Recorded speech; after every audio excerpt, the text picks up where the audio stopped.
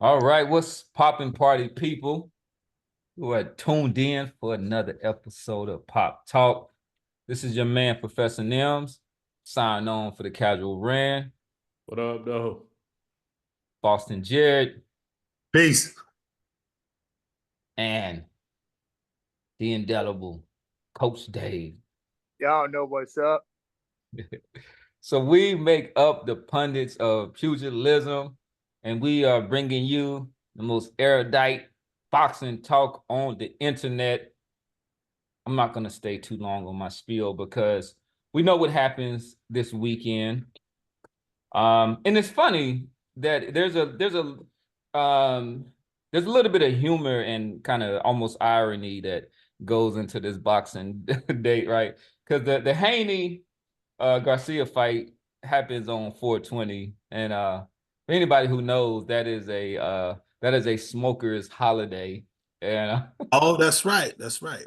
with all of the drama that's been surrounding Ryan Garcia and everything, it looks like he might get smoked on that very day. But we'll see. Each of the pundits, we're gonna give our breakdown on that fight, and then we're also gonna give our pundit picks. And so I'm just taking some cards, throwing it up. I'm just gonna go in reverse order, but I'm gonna start out with Coach Dave. And Okay. I want to just for you to just kind of give your impressions of the fight and everything. And then what I will ask y'all to do is to not actually give your pundit pick, just kind of give a little bit of a breakdown of how you see this fight going and kind of playing out, and maybe what each fighter needs to do if they want to see themselves successful in this contest. Yeah. Well, I actually think it's gonna be a fun fight to watch. I see Ryan Garcia.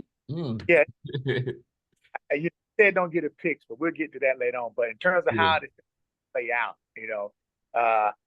without giving the pick, I think Ryan Garcia comes in very, trying to be aggressive with the jab and the hook, but then I think he gets absolutely frustrated, man, and tries to rush it. I think he reverts back to his old style of fighting and trying to rush the same way that he did with Tank. I think that as long as Devin maintains that outstanding, incredible, just he's so poised with it, man. I just don't see Ryan really touching this guy. And then also, I think people are going to be surprised by Devin in this fight. The man might not draw crowds, but I think it was Comey or whoever he fought, the old guy that he fought, man. I was like saying I saw some serious, significant growth in this guy. I think you're going to be seeing a lot more devastation on the body punches and power. Because ever since he fought Lomo, I was talking about how I seen this guy, he looking beefed up, and he's like going to the body. I think, dude, this kid just keeps getting better and better, and I think people are sleeping on this guy. So Ryan Garcia, jab, trying to get the hook in.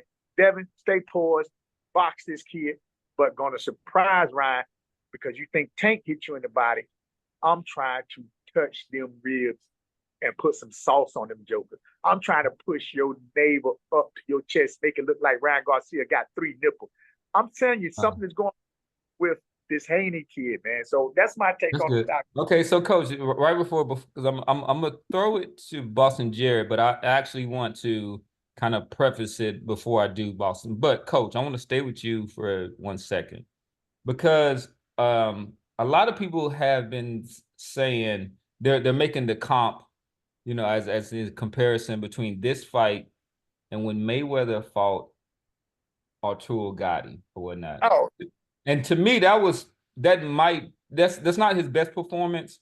That was maybe That's not a good comparison. I want to get Coach's view on that, but a lot of people have been talking about that. They even asked Haney about that, and then but the thing that I wanted to know is, do you think that this is the closest thing that we've seen to Mayweather and Devin Haney?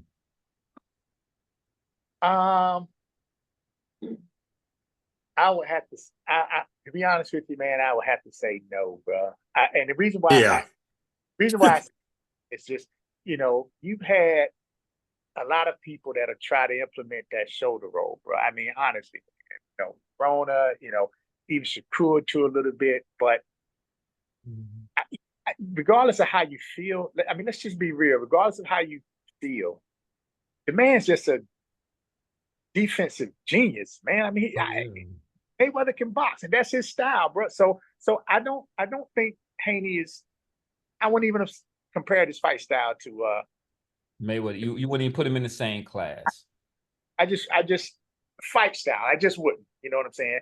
I could probably talk class later on down the line and see what his record. But in terms of style, nah, bro, I just can't.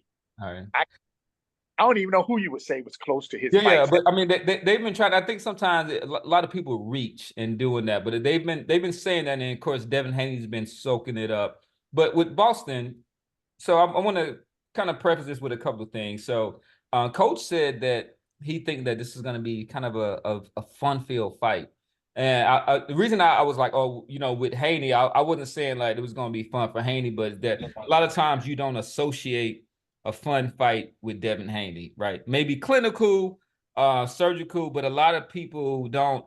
And I want to know because we know that they've been having trouble selling this fight, at least for the butts and seat. We'll see when the numbers come out on doing that. But do you see that do you think that this fight will give an opportunity for kind of Devin to shine? And similar to Mayweather and Arturo Gatti, Mayweather was a offensive dynamo in that fight. I mean, his combinations and his work. Where do you see that Devin Haney can have at least that type of performance as far as being that offensively dynamic?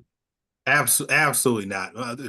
Arturo Gatti was completely and utterly physically outmatched in that fight. There was nothing he could have possibly done in that fight to compete. I mean, there was every possible metric and measurable category you use to evaluate a fighter. He was grossly and hilarious overmatched by Floyd.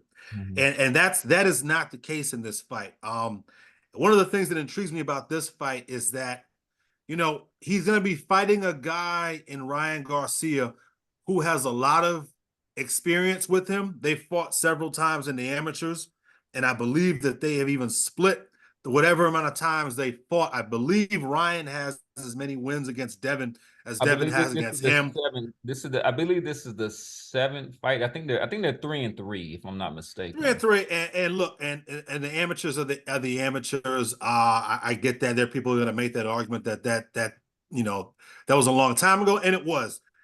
Devin's come a long way, I believe, in some ways since the amateurs. I believe in a few ways he hasn't stylistically. He still fights kind of the same way that he did as an amateur.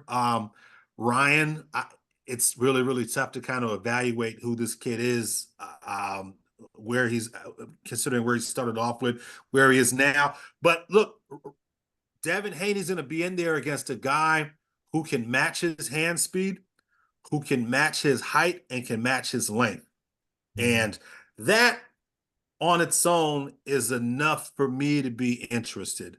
Look, if the same Devin Haney, the same Ryan Garcia that fought Oscar Duarte shows up, then look, it's not going to be a very competitive fight. I believe, though, that if the Ryan Garcia that showed up against Tank Davis shows up, I think we'll at least be in for some entertainment. I think we'll have some entertaining moments. I think Ryan will have his moments. I think Devin will have his moments as well. But no, look, Gotti and Mayweather, no. This is not. If Devin Haney can turn this into Mayweather versus Gotti, where Haney is Mayweather and Ryan Garcia is Gotti, that'll That's going to get people's attention. Yeah, Say what you want. it might make him a star. I don't think he's. Yeah, I don't know I about mean, as that. far as See, I like think that would reach he's it. not close to a superstar, but maybe it might, because Ryan has a lot of followers, and so one of the things that Devin doesn't. Devin's never going to yeah, be a I star. mean Devin doesn't, Devin, but a lot. he's not going to. But the saying is that once you beat that fighter, then you kind of take on their following. So, but I do want to say you said that he matches up when it comes to the physical metrics and stuff like that. You didn't say some of them. yeah, some of them, but I think the biggest kind of divide is the boxing IQ. And the footwork and the feet. And the footwork. So do you think that is contributing to the low kind of interest and through as far as people coming out to the fight, or do you think it's just bad promoter planning, right? So these are West Coast guys, and then they decided to say, oh, we're going to do a fight in the Barclays. So what do you think is contributing to the low turnout so far? It's those things that you had mentioned. I got a friend of mine that works over there at DAZN. They were unable to make this fight in Vegas for logistical reasons. I mean, we've got Haney and Garcia as a pay-per-view event that's happening on the 20th. And then 2 weeks from now, you've got Canelo versus Munguia, which is another pay-per-view event that's happening in less than a 2-week span. And there's something where the casinos they don't want pay-per-view events lumped together like that. So the casinos, wherever they were trying to fight, they were not willing to accommodate for whatever reason. So they weren't necessarily forced to go to Brooklyn. They were happy to go to Brooklyn because the long-term plan has been explained to me is that they wanted to market Devin and test the waters for Devin on the East Coast with the intent of making a Matias unification fight in the Barclays later on this year. So they wanted to they weren't bent out of shape that they weren't able to get that fight on the West Coast. They looked at it as an opportunity over there to try to market Devin on the East Coast, to get East Coast viewers familiar with him, to get that New York audience acclimated and familiar with him, to help build towards an eventual showdown with Matias in New York, hopefully later this year. So look, when it comes to the lack of interest in this fight, look, Devin Haney is, like you pointed out, he's not an East Coast guy. He's from the West Coast guy. Doesn't really have a hometown to speak of. I mean, he grew up in Vegas, which is, for all intents and purposes, a small market. I know he claims transient city, right? It is very, very much a transient city. I mean, I know he claims Oakland. His dad is from Oakland and all that, but let's face it, Oakland is that's not a major market. When you think of major markets across the United States, San Francisco Bay Area, Oakland is not some major market, and he lacks that. He lacks that following. Same way that Bud Crawford is not from a major metropolitan city, which hurts Bud when it comes to his popularity. Devin's just not that guy. It doesn't matter how many shows his YouTube boxing shows, his pops shows up on, and what his dad says and all this. He is not a star. It's very, very tough in 2024 to be a quote unquote star in what has become a niche sport in the United States. So. Okay, well that's interesting. I want to throw this to kind of casual Rand because I was reading something from Michael J. Fox, and then he was saying that, and we're just talking about star overall, that back when he was coming up, it was harder to be a star because like you actually had actor Michael J. Fox. Yeah, Michael J. Fox or whatnot. But there's a point I'm getting to. The thing that I'm saying is that now with social media and all this other, like there are so many ways to get yourself and get your content and get everything else in front of like you can go directly to the consumer, right? You don't have to go through these gatekeepers. So, Calderon, do you think that DAZN and I guess they're collaborating with Devin Haney Promotions and all that, like, do you think that they have done a good and sufficient job of promoting this fight, and kind of bringing it to the public's attention with all of the kind of avenues that we have at our disposal? I would say that it's based on the fighter, right? You know what I'm saying? Like the prime example is Terrence Crawford when he was at Top Rank. You know, excellent fighter, excellent skills, same excellent everything. But he wasn't selling. He wasn't out there. He didn't have following. And he couldn't sell out. His pay-per-view numbers was horrible, right? Same as Devin Haney. He's a great fighter, you know, and he just can't sell. So I don't think any Top Rank, the Zone, any of them, you can't shine a turd. I mean, fighter wise, he's an excellent fighter, but you know what I'm saying? You got to look at the rigging dial. You know what I'm saying? Like all these excellent fighters, we have a history of excellent fighters that just can't sell and just not entertaining. Shakur Stevenson is going to fall into that same category.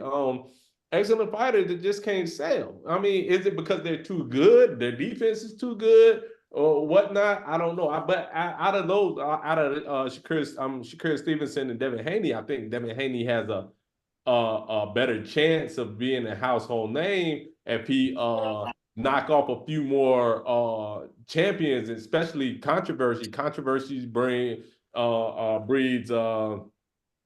conversation. You know what I'm saying? If you have a controversial fight, people like us are going to sit there and talk about it. But if you sit there and just demolish everybody that comes in an ineffective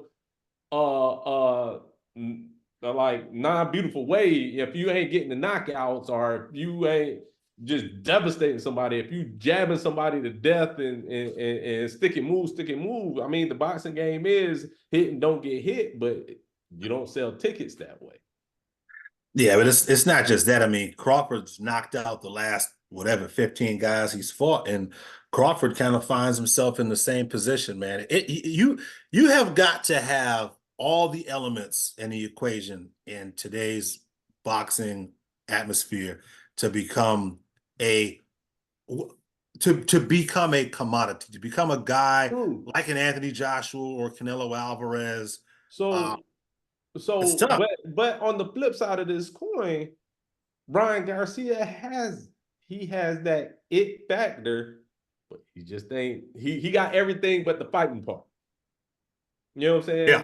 He can market himself. You know what I'm saying? People love him. People thought he was going to be like the next coming of De La Hoya. You know what I'm saying? So he got the right pedigree, but the boxing side is where he falls off. And now I'm not talking about anybody with mental states, but his mental is a little off. Can you imagine if this kid was actually had De La Hoya's skill in the ring? Like this kid would be he'd be a phenom. He would be the face of boxing. He would. Not even close. I mean, this kid would be a phenom. He wasn't, but I mean, I want to be careful because also with De La Hoya, De La Hoya owes, I think, a lot to Top Rank. One thing I want to say is I think De La Hoya has kind of an underrated kind of box because early on De La Hoya was taking on everybody. I remember when he fought Forte, nobody wanted to fight him. He was fighting all of that, but when he was fighting at lightweight, he probably was maybe even lower than that, but he was in probably like a welterweight body. So they were like feeding him these smaller guys that he could knock out and stuff. And I don't think that Ryan didn't have the Olympic kind of cachet with him. But people don't understand, like Ryan has been brought up to be a fighter. This is not somebody who would just like Ryan's been fighting for a long time. A lot of amateur fights, quietly. He has a lot of amateur fights and doesn't quite. But it was the similarities. I think are still very interesting. Right, they both have that killer left hook, and basically were kind of seen as one-handed fighters almost throughout. Even when Oscar was working with Floyd Sr., who was trying to develop his right hand, he was still kind of seen as a one-handed fighter. But Oscar was able to get those key wins, whether it was against Gennaro Hernandez. Yeah, I think that's when he Yeah, won. that was his first. Yeah, he gave And Gennaro that was Hernandez seen his as first a loss. big win and stuff. And then so he beats him, and then when he knocked out Vargas, Fernando, that just kind of blew it over the top. And Ryan still needs that moment.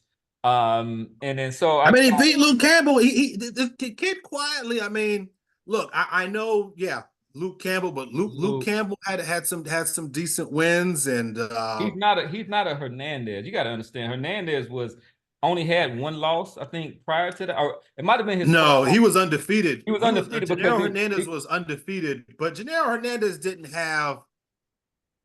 I don't want to get too far off track, but yes, it was Gennaro Hernandez. Maybe in retrospect, was regarded as probably better at that time than Luke Campbell was at that time. I think those might be pretty comparable wins. That fight was as big as it was because they were crosstown rivals. They were both from East Los Angeles, came from rival gyms. Gennaro Hernandez was looked at being the more Mexican guy than De La Hoya was the Mexican American trying to that fight was bigger for a lot of reasons, not related to how good Gennaro Hernandez was. Okay. But I think we're getting a little bit off. We're getting a little bit off track. With that do we want to do pundit picks or? Yeah. So Boston, we'll stay with you.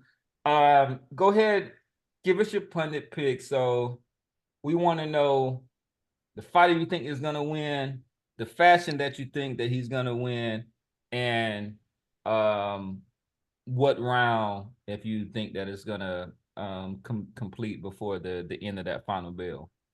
I think that this fight is, I think I'm going to go with Devin Haney via a unanimous decision. I'm thinking 112, 116-ish, something like that, 8-4, maybe 9-3. I think this fight starts off pretty fast-paced, and I think it peters out in the last quarter or third of the fight. I think that Ryan is going to be able to at least get Devin's respect in this fight from a power standpoint. And I don't think Devin Haney is going to be willing to take too many chances with this kid once he's established a lead. As soon as Devin Haney gets to 7 rounds and has won 7 rounds and put 7 rounds in the bank, I think you'd see him take his foot off the gas a little bit. I think you see him cruise, which is not going to be a good look because I can see him knocking Ryan Garcia down maybe once in this fight, similar to how we did the Prograis, maybe knocking him down once, maybe knocking him down twice. And I don't see him. I see him being reluctant to go for the kill. I think that they have enough respect for Ryan Garcia's speed and power that they're not going to be willing to take a chance here. And end up with a black eye or a busted nose or something like that.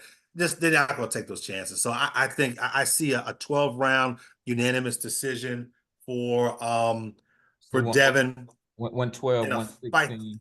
Yeah, I want to say 112, 116, something like that on 2 cards, and maybe 9-3 on another judge's scorecard or something like that. But yeah, UD for Devin. All right. Coach Dave, what say you? All right, if Devin gives Ryan too much respect, it's going to be a boring fight, and he'll probably outpoint him. I agree with my man scores. I'm just gonna go with I'm telling y'all, man. I just see something different going on in Devin Haney, man. Beyond just trying to sell the tickets, man. This guy is just. It's almost like he's just tired of being the nice guy, brother. I don't, and it seems like he just fed up, man. I think it's just something with this kid to where he's tired of, I know I don't sell tickets. I know I'm a boring fighter. It's almost like he has the complete opposite attitude. Now, hear me out, man. What I'm feeling and seeing in this guy is that he almost has the complete opposite attitude of Shakur Stevens. In terms of just being a boring ass fighter, like period. But I don't know any other way to say it.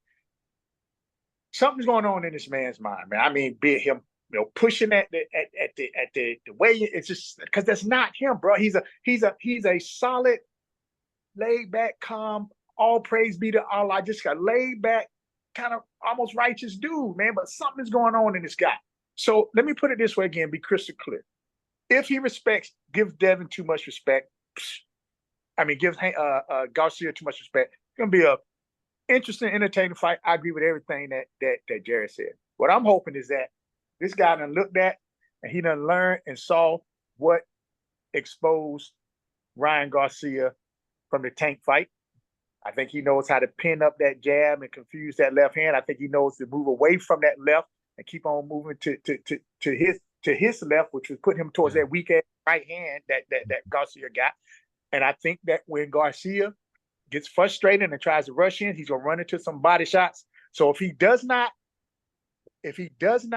fully respect but protects himself from that left hand, this boy's gonna stop Ryan Garcia. And I'm gonna say he's gonna stop Ryan Garcia within the 7th or 8th round. He's gonna stop this dude, man.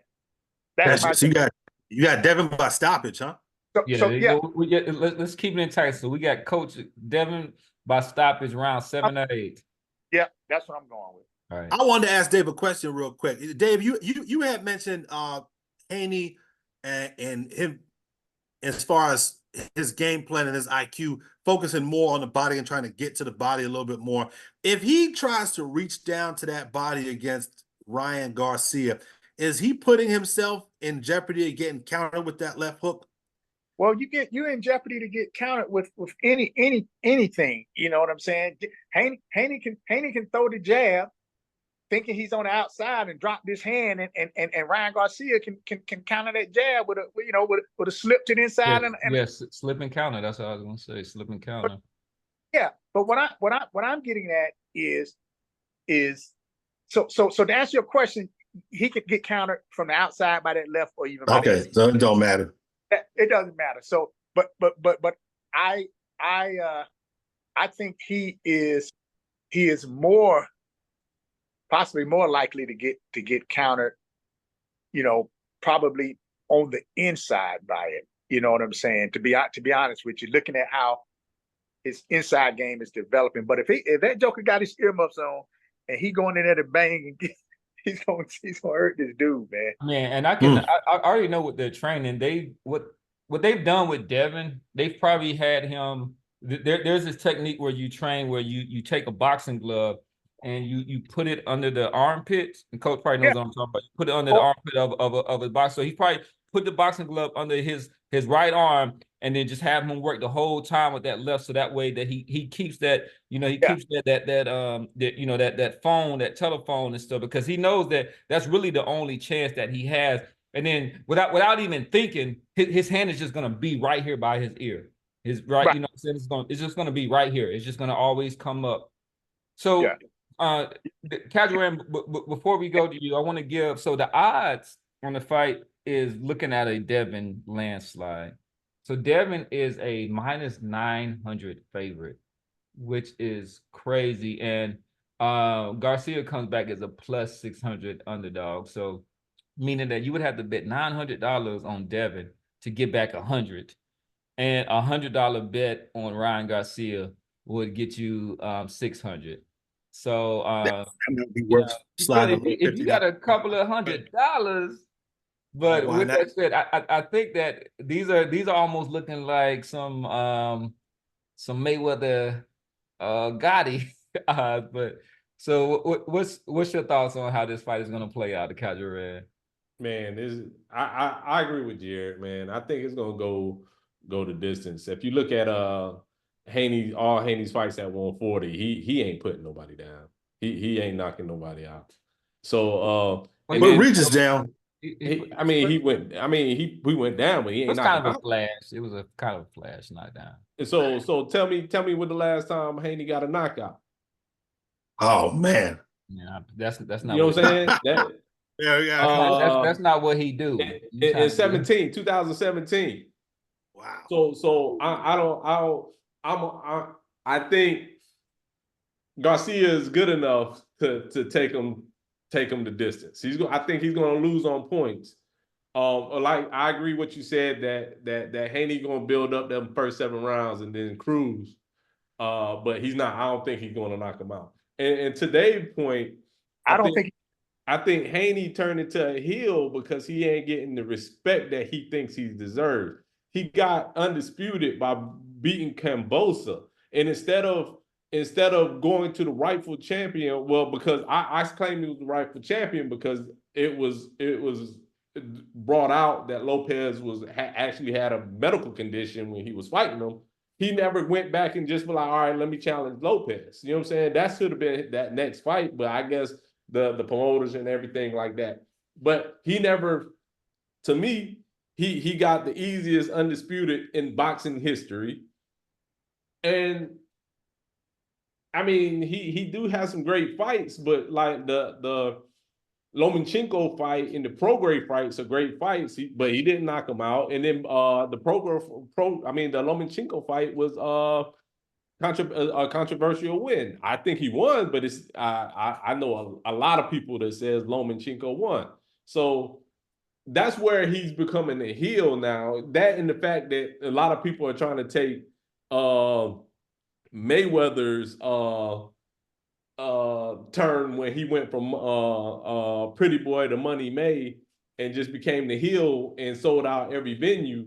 But it's just not working for Haney, man. He can hit. And one thing I'm getting tired of is his daddy. His daddy talked yeah, shit. please. I'm so tired. This motherfucker here. I'm so tired of Papa Haney. God damn. Man, he talked more shit than the son. I'm like, come on, man. Talks for him. It's like he's the actual mouthpiece. And then he talking about, man. he talking about he gonna tell Haney Devin to kill Garcia in the ring. I'm like, come on, man. Yeah, man. Just shut up, man. Just come on, man. Just be a good dad. Haney, the distance by decision. Now, I got a question for the group here.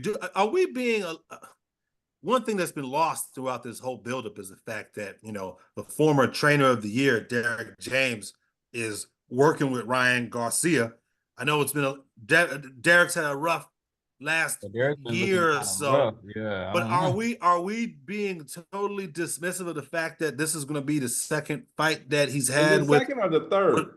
No, yeah, the second. It's the second, but it's the first one. He didn't look too good under him though. He did not. He looked crazy as hell, bending over and backing that ass up on Oscar Duarte and all that weird shit. But he was trying to do a bit of the kind of Mayweather shell. I don't know what the hell it was. But the question I want to ask is, is there an element of unknown here that if you're Devin Haney and his team, do you really know what to expect from this guy, given how unpredictable he can be outside the ring, clearly, and the fact that he's been with Derek James now, and maybe he's learned something, maybe he's gotten better. Are we totally dismissing the Derek James factor here? Yes. I mean, Davis coach. No defense. I would say yes. So Eduardo and Tank, he was under James, right? Am I correct? Nah, Tank, he was under no, Goosen. Yeah, Tank was Goosen, and Duarte was his first fight with Derek James. Right. So so we got you know what? We'll just have to see, man. I'll say we'll have to see. He posted a little bit of the sparring, but most people are gonna post their best sparrings up there. He had to come a long way from that Duarte fight or whatever, man. I don't know what that was. I really have no clue what that was. Right. Yeah, look bad. That was, But what I can say real quick is when I watch him this fight, I will be able to solidly know if he is absolutely capable of able to implement the style of teaching that James is giving him. Because some fighters just can't learn your style of fighting. That's a fact. Yeah. Fact. And I'm speaking about 3 fighters right now that I've trained. They just couldn't that hit hard thump on do stuff, especially on the side. Yeah, James had kind of a bit of a tough year, and the fact that, well, I don't want to. I was going to say the fact that Anthony Joshua is kind of performing at his kind of highest level since he left him, Well, but I don't want yeah, to. he ain't with James. The last fight, yeah, but the last fight, I want to kind of take out the equation. But just to kind of wrap up the pundit picks, one thing I will say is that I think that technically I agree with Boston and Coach in that Haney is just levels above Garcia right now. But to me, I think the fight is going to play out where Haney, even through all of his bluster and stuff like that, he's going to be cautious because he knows that the first 4 rounds, Garcia is going to, I think he's going to come out and try to rush him. I think he's going to, his energy level, his confidence, all those things are going to be at the height. So I could see him taking maybe like 3 of the first 4 rounds. But I think that once Haney settles in, he's going to make it a bit of a boring fight. But I think that Garcia's terrible footwork and heavy feet are really going to hurt him. Devin's going to be able to turn him and really get him to lift his feet, right? So his left hook is not effective unless he can plant that right foot and kind of, what you say, Coach, put out the cigarette or whatever, like stomp out that cigarette and kind of, make that turn. Yeah. He's got to be on platform to throw that hook. Exactly. So he's gonna make him pick up that foot every time. And then as soon as he picks up that foot, he's gonna catch a quick pot shot. It might be a jab and all that. And I think that he needs to avoid, because I think against Lomachenko, which is natural, he was very effective in throwing that right hand to the body. He probably needs to stay away from that. I think he might be more effective. That's what I was thinking. And jabbing to the body, throwing that right hand to the body. If he kind of comes up and that hand is a little bit low, doesn't come up with him, because all it takes is just getting clipped on top of the head. That microsecond, does that hook? Just that hook is bad. It's blinding fast. So I think he's going to be cautious. He's going to take out the steam, take out Ryan Garcia's power through body shots, maybe even like a little bit of grappling, some dirty boxing, and then cruise to a unanimous decision. But I think it's going to be a kind of close. I'm going to say, I say between 7-5, 8-4, whatnot. But because 7-5 is close. Because, right, a 7-5 fight, you go around here or there, and we have a draw in there. But I think it's going to be a little bit closer just because of Devin Haney's maybe respect, maybe even a little bit too much respect for Ryan Garcia. I think all this stuff is just what it is. It's just talk. Haney's going to get killed if he goes the distance. If this fight is even remotely competitive, he's going to get killed in the media. I mean, all these YouTube boxer, I mean, he's going to get annihilated. That has got to factor into their game plan for this fight. I mean, the whole reason they took this fight and didn't push for an immediate unification was because they're trying to build this kid's cachet, right? They're trying to cultivate and build him as a boxing commodity so that when he goes to the table to negotiate against Isaac Cruz, against the Batias, against Teofimo Lopez, he can come to the table as a co-A side. He can't sell out the Barclays. He can't sell what they want him to sell out the Barclays. The pay-per-view numbers aren't there, and you're stinking out the joint. If this shit becomes boring, he is going to get boxed out. He's going to be on the outside looking in, the same way Shakur Stevenson and Jaron Ennis and a bunch of other guys on the outside looking in. And he is going to be in a very, very, very, very tough position. And I can tell you right now, based on what I was told, the people at DAZN are already starting to look at Devin Haney a little bit funny. Not because of who he is or his ability, but because his inability to generate revenue. Okay. Yeah. I mean, Devin Haney is affiliated with Matchroom. Matchroom is the promoter. right? But the But zone yeah, is the network. he's just affiliated with him. He's not signed to him though. He's not Right, but what the point is though is that the zone is the network, right? Yeah. The zone is they're looking at how much gate revenue you're generating, how many pay-per-view buys, how many streams, and they're starting to look very, very close at Devin Haney and how valuable he actually is to the network. Yeah. Yeah, I think he's Devin is just kind of not that interesting. So it's like No, he's not. that, He isn't. so He isn't, and it's a if you have, shame. if you have that kind of pristine boxing style where you get hit, like if you're not interesting outside of the ring, it's gonna be hard. Even with we can when it comes to Tank, Tank is interesting, whether it's controversy that he likes or doesn't want to have, and Tank's not interesting. I disagree with that menace completely. inside the ring. Well, he has, He get him out of there. yeah, he gets him out of, but Tank Davis, he has some controversy with him. he did, but Tank Davis inherited a fan base.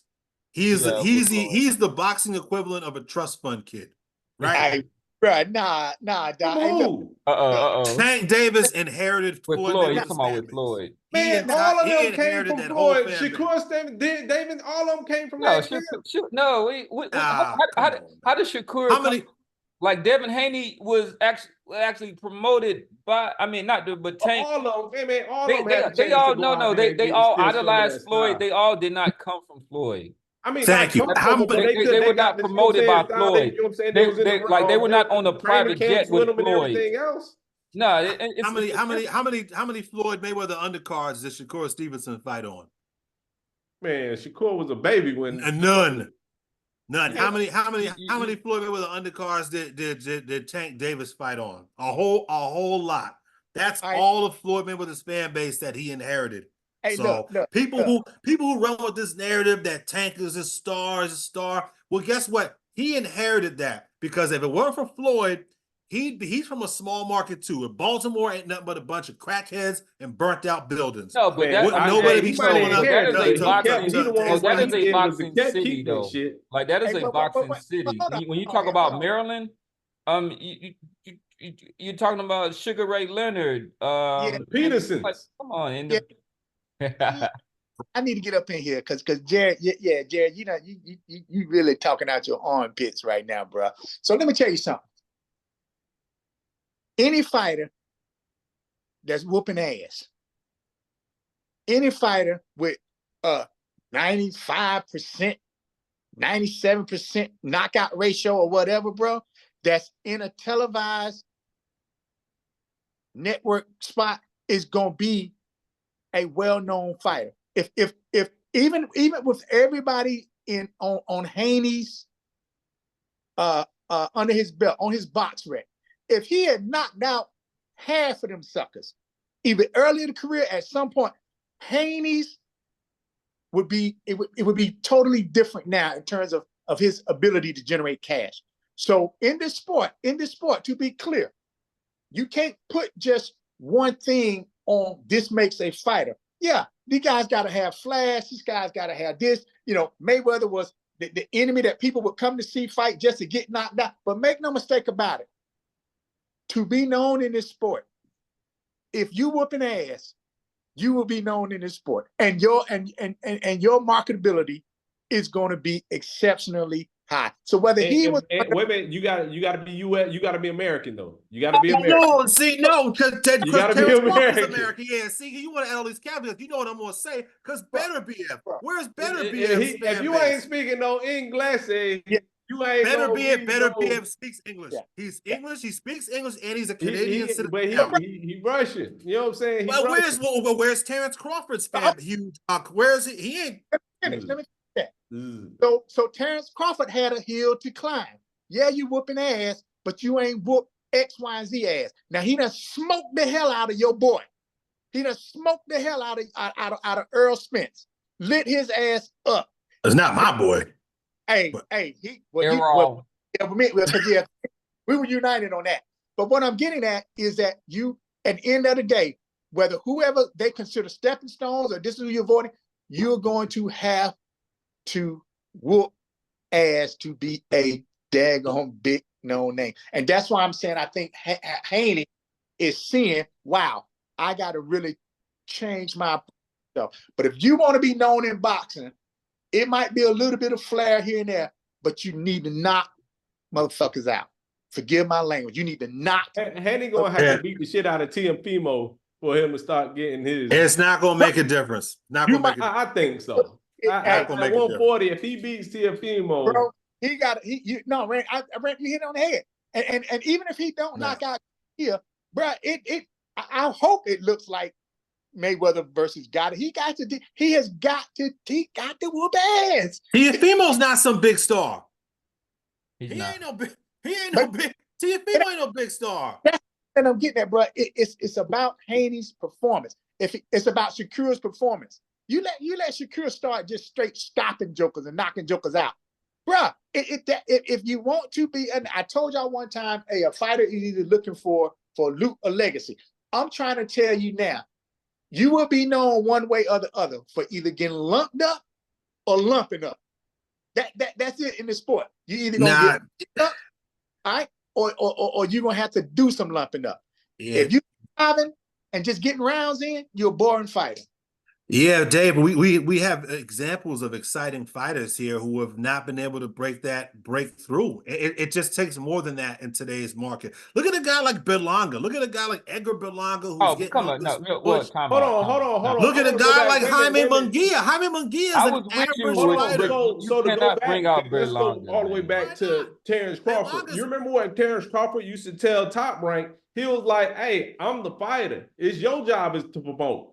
Which was a dead policy at the time. When these fighters are on social media and promoting themselves, you can't say that ain't my job no more. So you gotta like I originally said, like Ryan Garcia is built for the limelight. He's lacking in his skill to be able to be that champion. It's not just that; it's his look. Yeah, and he's kind of right because, like, listen, what is name? All of that stuff. And what is Lomachenko doing to like he not out there making videos and stuff. And for some reason, Bob Arum had no problem with Lomachenko. They tried, and Lomachenko wasn't no damn star. Yeah, and they tried that, but like he had a problem but you with Terrence Crawford. But what I'm saying, but like he had a problem with Terrence Crawford, and he expressed that like as a promoter, he wouldn't put Terrence Crawford on blast.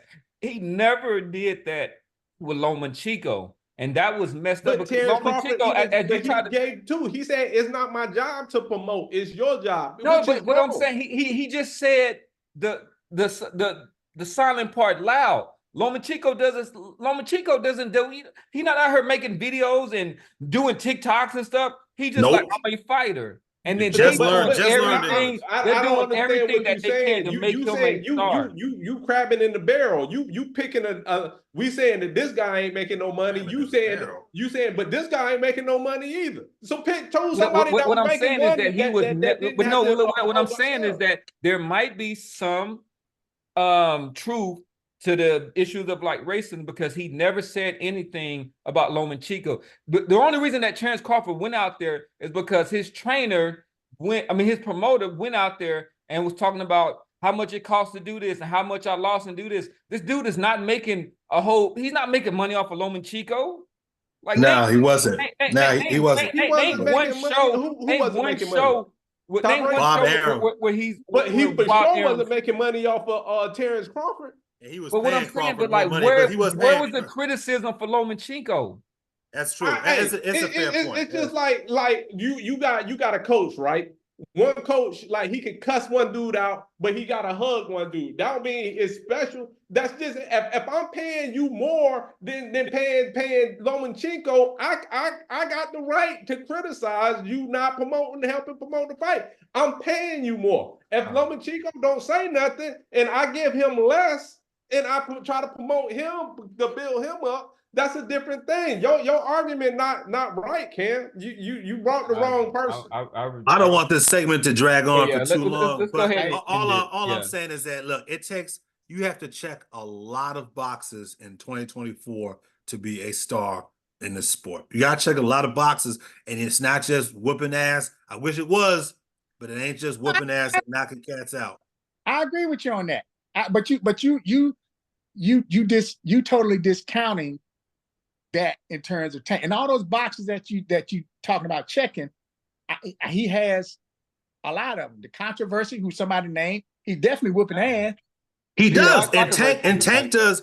Tank is kind of an anomaly because Tank does very, very good at the gate, but his pay-per-view numbers, with the Ryan Garcia fight aside, his pay-per-view numbers it does not translate. He does very, very good at the gate, does not do very, very good as far as pay-per-view, which makes him a bit of an anomaly. Right? It's tough. On that note, let's end on that note. All right.